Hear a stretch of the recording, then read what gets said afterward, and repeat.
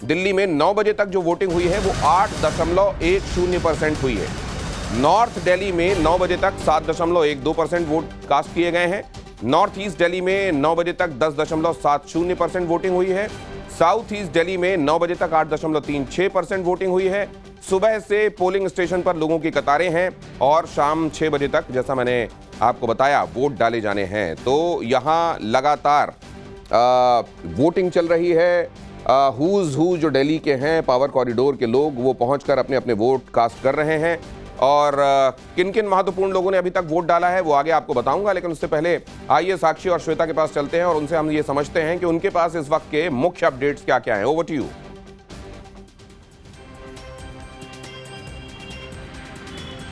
धन्यवाद दिनेश जी।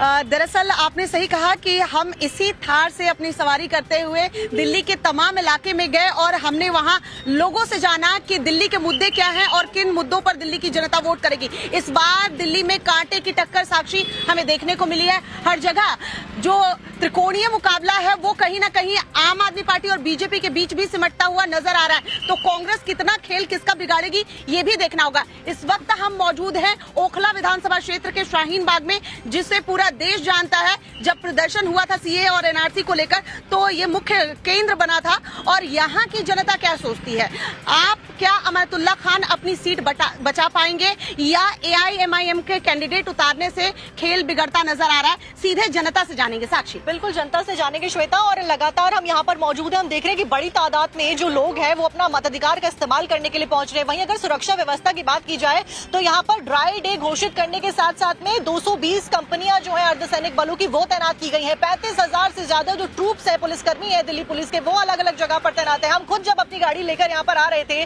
जिस गाड़ी से हमने सारी इलेक्शन यात्रा जो थी वो कवर करी, दिल्ली का दंगल कौन जीतेगा ये जानने की कोशिश की, तो हमने देखा कि चप्पे चप्पे पर पुलिस बल की तैनाती थी। 700 उम्मीदवार हैं जिनकी किस्मत दांव पर है, 70 सीटें हैं। ऐसे में कौन दिल्ली का दंगल जीतेगा ये देखना बहुत दिलचस्प होगा। लेकिन फिलहाल अगर शाहीन बाग की बात की जाए श्वेता, तो अभी हम देख रहे थे कि एक दूल्हे जिनकी शादी अभी रिसेंटली हुई वो अपना वोट कास्ट करने के लिए आए थे। व्हील चेयर पर भी लोग अपना वोट कास्ट करने के लिए आ रहे हैं। दर्शाता है कि भारत में लोकतंत्र बहुत स्ट्रांग है, लोग अपने मताधिकार का इस्तेमाल करना जानते हैं और जनता सब जानती है। जनता सब जानती है, जनता जनार्दन होती है और जनता ही आज डिसाइड करेगी कि दिल्ली का दंगल जीतेगा कौन। 8 को हम सबसे तेज नतीजे टाइम्स नाउ भारत पर बताएंगे। लेकिन फिलहाल एक तस्वीर दिखाना चाहूंगी, जरा सिक्योरिटी के इंतजाम क्या है दिनेश जी, ये जरा देख लीजिए। यहाँ पर सिक्योरिटी चाक चौबंद आपको नजर आएगी। पोलिंग बूथ हम चाहेंगे कि कैमरा पर्सन एक बार दिखा दे। पोलिंग बूथ करीब में है और लाइन देखिए, अभी 10 बजे का वक्त और यहाँ पर लाइन आप देखिए लंबी होती जा रही है। यानी वोटिंग परसेंटेज साक्षी कह ले कि अभी और ज्यादा बढ़ने वाला है और हर वर्ग का व्यक्ति यहाँ पर वोट कास्ट करने के लिए आ रहा है। फिलहाल हम शाहीन बाग में मौजूद हैं। संजीव आपको तस्वीर दिखाएंगे कि किस तरीके से इलेक्शन की तैयारियों को देखते हुए जो सुरक्षा है वो यहाँ पर तैनात है और साफ तौर पर जो लोग हैं वो बड़ी संख्या में यहाँ वोट करने पहुंच रहे हैं। एक बार आपको पोलिंग बूथ की तस्वीर दिखाएंगे। आप वोट करके आ रही हैं अभी, दिखाइए निशान आपका। ये देख सकते हैं कि वोट कर रही हैं। किन मुद्दों पर वोट कर रहे हैं आप? इन्हीं मुद्दों पे कर रहे हैं कि सरकार अच्छे से काम कराए। जो भी परेशानी यहाँ रोडों की है, पानी की है, सबसे ज्यादा किल्लत पानी की है क्योंकि पानी खरीदना पड़ता है, मशीनें लगवानी पड़ती हैं पानी के लिए। और जो मुफ्त का पानी सरकार देती है वो कैसा आता है? मुफ्त का पानी यहाँ कहाँ आ रहा है, खराब आ रहा है जी। ये तो जो बोरिंग है उसी से काम चल रहा है यहाँ पर। पक्का पानी अभी तक नहीं आया। काफी दिन से ये कर रहे हैं वादे के भी भेजेंगे, अभी तक तो कुछ आया नहीं। बिल्कुल, तो उम्मीद है कि कुछ बदलाव आएगा। जी उम्मीद तो है। बिल्कुल, तस्वीरें मैं आपको और भी दिखाते हुए चलूं। यहाँ पर आप तस्वीरें एक बार देखेंगे पोलिंग बूथ की कि किस तरीके से बकायदा कतार में लग के लोग हैं वो बड़ी मात्रा में सवेरे से यहाँ पर पहुंच रहे हैं वोट करने के लिए। महिलाओं की अगर मैं बात करूं तो बेहद बड़ी संख्या में यहाँ पर महिलाएं भी आपको नजर आएंगी, युवतियां नजर आएंगी, युवा है जो बड़ी संख्या में यहाँ पर पहुंच रहे हैं, वोट कास्ट कर रहे हैं। और लगातार अगर आप इनसे बातें करेंगे तो आप समझेंगे कि इनका जो मुद्दा है वो इस बार लगातार जमीनी मुद्दों को लेकर है कि किसी भी तरीके के बड़े नेता नहीं बल्कि बड़े मुद्दों को लेकर जनता जो है वो वोट करने के लिए सड़कों पर बाहर आ रही है। अभी भी आप देखेंगे कि आप काउंटर पर देख लें, अगर तस्वीरें हैं जो लोग यहाँ पर शाहीन बाग में आ रहे हैं। अधिकतर समय हमने देखा है कि सवेरे के समय ज्यादा वोट नहीं पड़ते परसेंटेज, लेकिन फिर भी यहाँ पर एक अच्छी मार्जिन जो है वो महसूस की जा सकती है वोट देने वालों की। और उसी की वजह से शाहीन बाग का इलाका हम जानते हैं कि काफी एक संवेदनशील इलाकों के तौर पर भी माना जाता है और इसीलिए सुरक्षा के जो पुख्ता इंतजाम हैं वो प्रशासन द्वारा किए गए हैं।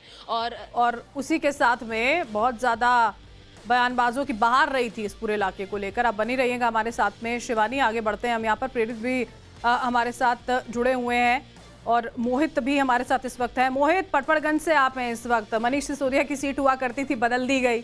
बहुत कुछ उसको लेकर भी आरोप प्रत्यारोप बयानबाजियां हमने यहाँ पर देखी थी। अभी फिलहाल अगर वोटिंग की बात करते हैं तो क्या नजर आता है, किन मुद्दों को लेकर पहुंच रहे हैं लोग वहाँ?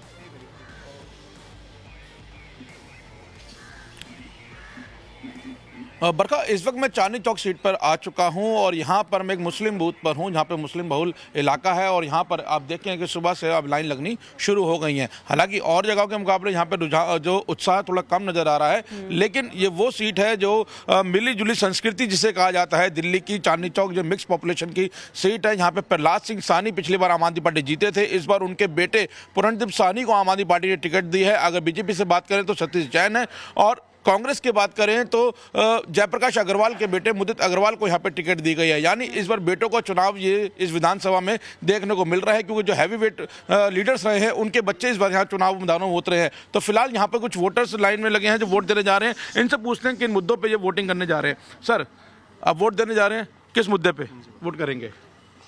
एजुकेशन के बिहाफ के ऊपर जैसे सरकार ने काम करे हैं या कुछ वादे करे आने वाली सरकारों ने, तो उनके बिहाफ पे उनको वोट देना चाहिए।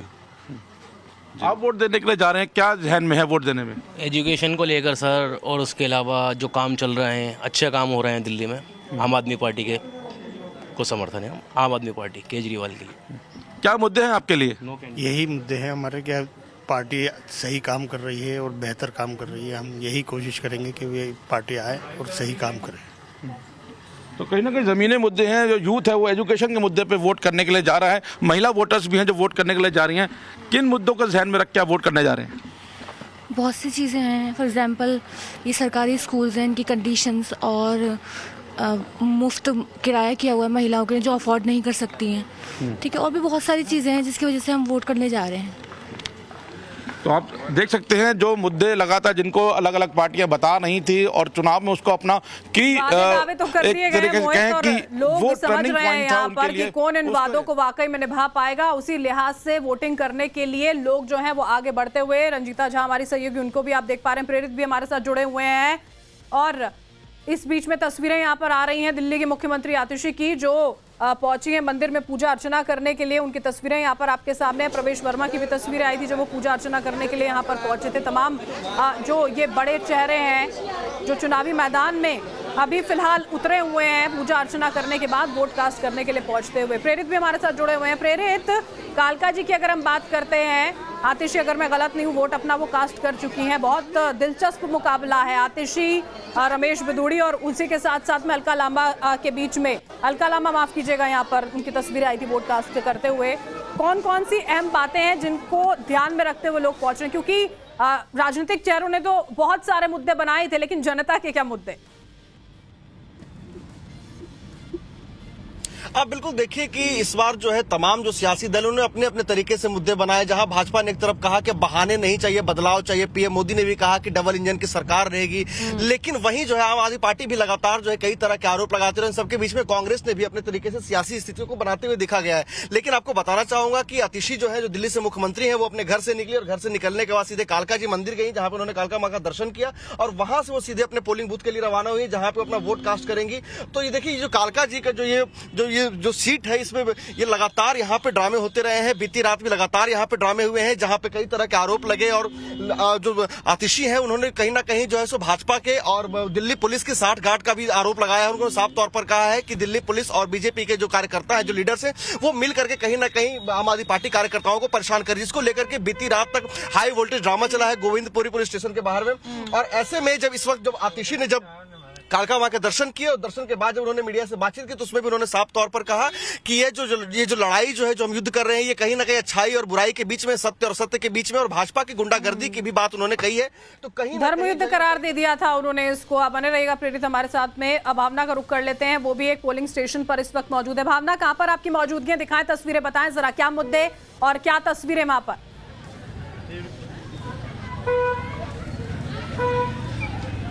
भावना,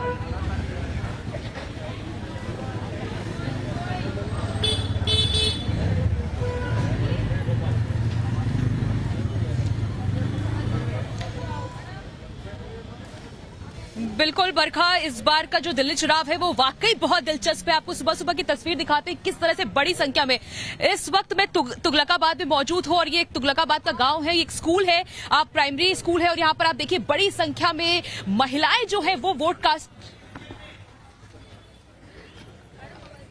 आप तस्वीरें देख सकती हैं इस वक्त तुगलकाबाद गांव की, जहां पर आप देखिए बड़ी संख्या में जो महिलाएं हैं वो अपना वोट कास्ट करने के लिए पहुंची हुई हैं और जमीनी मुद्दे तो हैं लेकिन इस बार बदलाव भी चाहती हैं। बहुत सारे मुद्दे हैं, महंगाई बहुत बड़ी है ऐसा कहना है, रोजगार चाहती हैं, साफ सफाई चाहती है, तमाम लोग बात करते हैं। सर, इस बार किस तरह के बदलाव देख रहे हैं, क्या कुछ जहन में मुद्दे हैं आपके? मैम बदलाव कुछ नहीं है, हम तो जैसा गरीब आदमी पहले मर रहा था वो आज ही मर रहा है। लेकिन आप वोट कास्ट करने के लिए पहुंचे, कुछ सोच के ही पहुंचे होंगे? सोच के ही पहुंचे। 10 साल में जो विकास नहीं हुआ है तुगलकाबाद विधानसभा में, आज भी वही रोड टूटी पड़ी है। तो विधायक जी किस मुद्दे पे मांग रहे हैं? बस एक मुद्दा है कि जो वोट नहीं देगा उसको टैंकर नहीं मिलेगा। अच्छा, आप बताइए सर, क्या 500 रुपए में टैंकर में जाए, वहाँ जाओ तो 3 बार घुमा देते हैं और गलियां बनी नहीं। पानी की दिक्कत है, आप बताइए सर। मैम 10 साल में जो विकास आपको पता पूरी दिल्ली के अंदर नहीं हुआ है और इस बार लोगों को मन बना लिया, इस बार भारतीय जनता पार्टी की सरकार बनेगी और अच्छे बहुमत से भारतीय जनता पार्टी की सरकार बनेगी। आप वोट करके निकल रहे सर, क्या कहना चाहेंगे, क्या मुद्दे रहे इस बार? मैम ठीक है जो भी है। क्या बदलाव चाहते हैं? मैम बदलाव क्या चाहेंगे मैम, जो रोड हैं, सड़कें हैं, गली के जो भी विकास उसके लिए। इस जगह की बात करें तुगलकाबाद में, क्या क्या चीजें जो नहीं ठीक थी आप चाहते हैं कि अगले 5 साल में वो काम? मैम रोड नहीं सही है। रोड नहीं, हाँ जी, हाँ जी, क्या कहना चाहेंगे सर आप? साफ सुथरी छवि होनी चाहिए। देख रहे हैं आप, सुन पा रहे हैं यहाँ पर जनता को वही बेसिक मुद्दे हैं, उसी की लड़ाई हमेशा रहती है और जब वही सरकारें पूरा नहीं कर पाती हैं